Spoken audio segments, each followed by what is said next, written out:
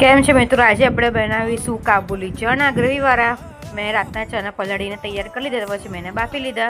પછી આપણે કઢાઈમાં તેલ ઉમેરીશું. તેલ ઉમેરીને આપણે અંદર 2 ઝીણી સામરી ડુંગળી ઉમેરીશું.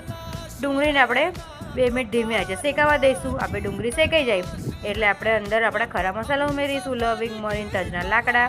પછી આપણે અંદર ઉમેરીશું આદુ લસણની પેસ્ટ, ઝીણા સમારેલા ટામેટાં. આપણે બધા મસાલાને મિક્સ કરીને ધીમી આંચે શેકાવા દઈશું. આપણો મસાલો સરસ શેકીને તૈયાર થઈ ગયો છે. હવે આપણે અંદર ઉમેરીશું સૂકા મસાલા, ગરમ મસાલો ઉમેરીશું, ધાણા જીરું ને સૂકું લાલ મરચું આપણા તીખાસ પ્રમાણે. પછી આપણે અંદર ઉમેરવાની છે હળદર ને થોડું મીઠું. આ બધા મસાલા આપણે મિક્સ કરી લેવાના. ધીમે આંચે આપણે એને પાછું શેકાવા દઈશું. પાછા આપણે અંદર એડ કરીશું થોડું પાણી. મેં જે ચણા બાફેલું પાણી હતું મેં અંદર એ જ એડ કર્યું છે.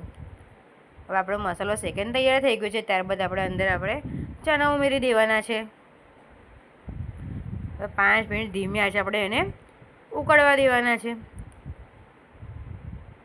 પછી આપણે અંદર એડ કરી દેવાના છે ઉપરથી થોડા ધાણા. તૈયાર છે આપણા ગ્રેવીવાળા કાબુલી ચણા. તમને કહીશ મારી રેસીપી સારી લાગે તો મારી રેસીપીને લાઈક, શેર અને મને સબસ્ક્રાઈબ કરો.